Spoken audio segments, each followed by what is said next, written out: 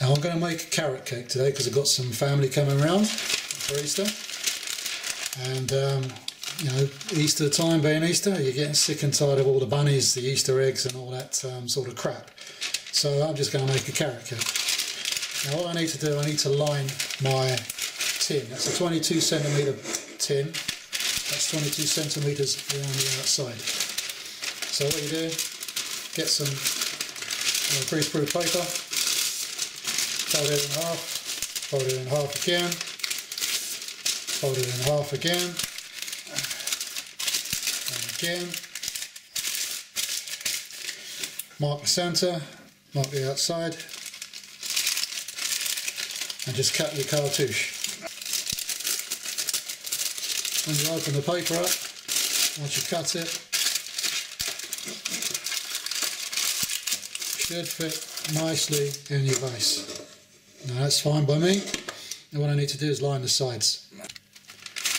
Take some more of your baking greaseproof paper, cut a strip that's bigger than your tin, so I'm going to give it a couple of inches.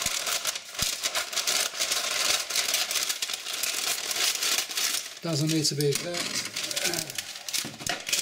You just want to sort of line the outside. I'm going to have to do mine in 2 bits. Grease those, line the paper, and we're ready to pour the cake batter in. So to line my tin, what I did, I took a stick of butter, rubbed around the outside, rubbed over the base. This base is a hinged base. They're the best sort because it actually leaves the cake on the base. And you could take the surround off, lift the surround off, and pull the paper off your cake that way. Now I've actually lined the outside one at a time, and then lined the inside afterwards. And what I'm ready to do now is actually make my cake mixture and then pour that in over the top. You won't see any edges on the cake. Once the cake starts to rise, that'll all get pushed flat. So before I start to cook and mix my cake batter, let's run through the ingredients. Now I've got 1 cup of sunflower oil. That's 250 millilitres. I've got 3 eggs next to that. I've got some soft brown sugar. I'm going to use 250 grams of soft brown sugar. Self-raising flour, I'm going to use 375 grams of self-raising flour. I'm going to use half a teaspoon of bicarbonate of soda, and I've got some mixed spice here, so I'm going to use 2 teaspoons of mixed spice. So a teaspoon, that's a teaspoon sort of size, a bit closer for you, that sort of size. And when I use the half teaspoon, I've got a small half teaspoon size here. And our carrot cakes obviously need carrots, so I've got 500 grams of carrots there, which I'm going to coarsely grate. And the last piece of the puzzle is roughly chopped walnuts. Now I've got 150 grams of chopped walnuts in my jar here. So that'll add a bit of texture to our cake. And the only other thing I'm going to use, other than spatulas and stirring spoons, is my electric mix. Okay, so in my bowl I have the sugar, which is 250 grams of soft brown sugar. On top of that, I'm going to add in 250 millilitres of vegetable oil. In this case, it's sunflower oil I'm using. Add in 3 eggs.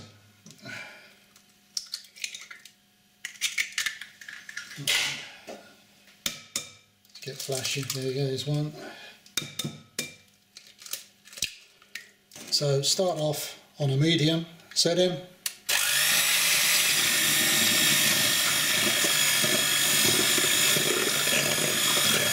Beat the eggs, the sugar and the oil together. And this should create a nice creamy mixture.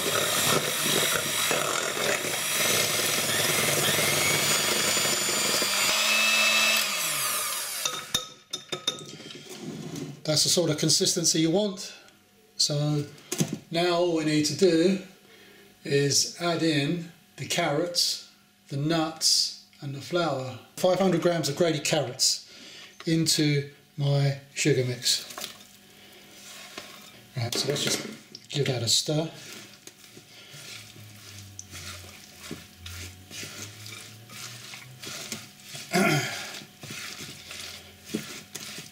Now what we need to do next is chop our walnuts.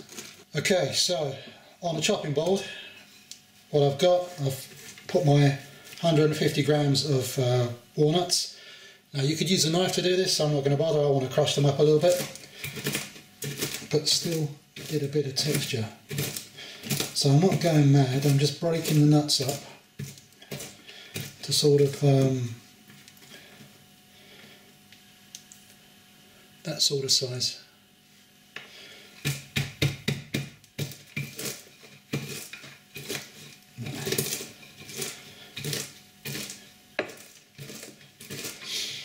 I always find chopping nuts, you always end up pinging them on the ceiling or something like that, so I'm just using this method. All the nuts into the bowl, and we'll stir it around.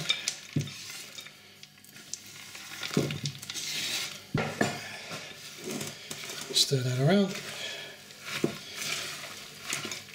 So we need to sift 375 grams of self-raising flour into our carrot and sugar mix. So what we do is just gently tap the sides of the sieve, and what this does is get air into the flour.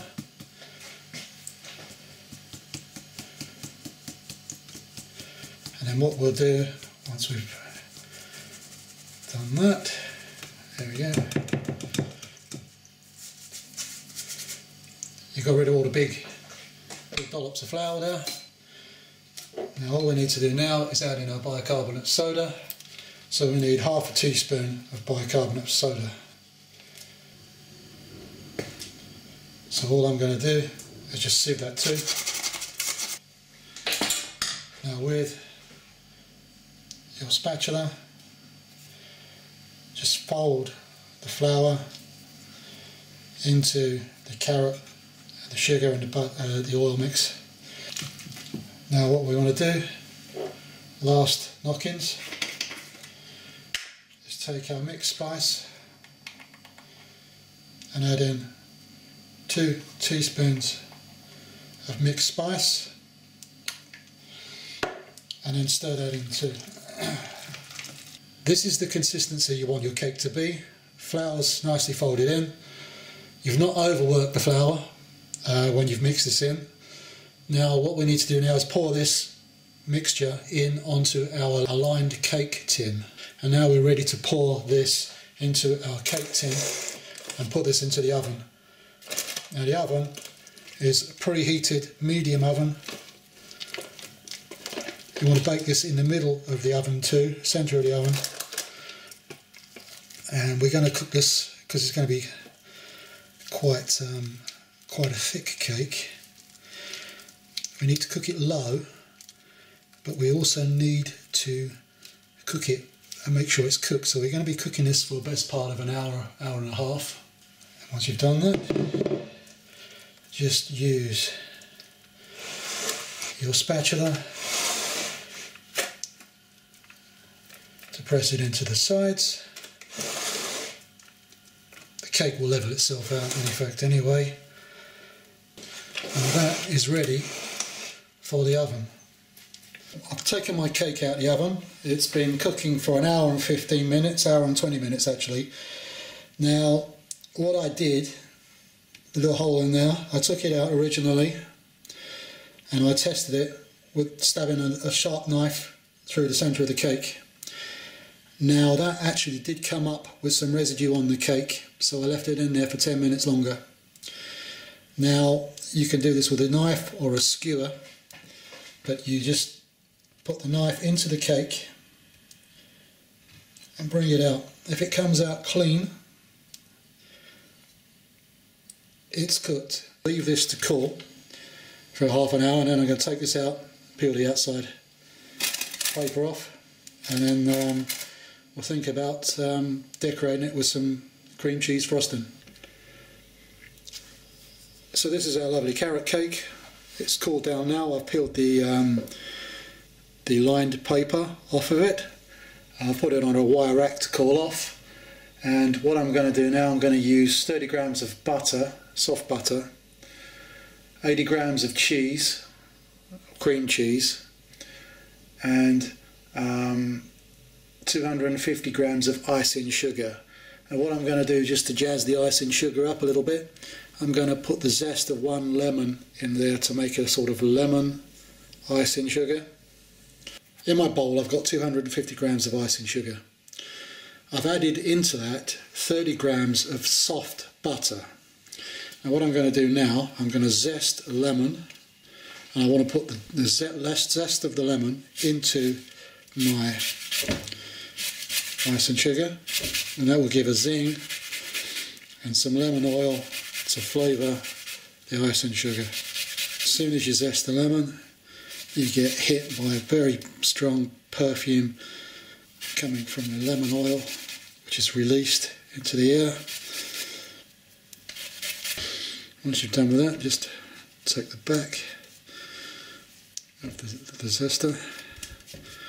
Now we need to add the cream cheese. You need to make sure it's full fat cream cheese as well. Now I've been mixing this with my blender, and what I've done, I've had a quick taste of this. It's beautiful and lemony from the zest. It's not overpowering. You can tell there's butter in it, you can tell there's cheese in it, obviously, because with the cream cheese. And this is a lovely thick icing for your carrot cake. So just put your icing in the middle and just slowly swirl your way to the outside. That way you get a nice even layer of frosting over the top of the cake. We all know this is the best bit of the carrot cake, the icing on the top. You can be as rustic or as fancy as you like. Now the best bit of making cakes is actually licking the bowl up. This frosting is lovely. Now just to be a little bit more fancy on the top, take another lemon and grate the zest of another lemon over the top. Just drop the zest from up high onto the cake.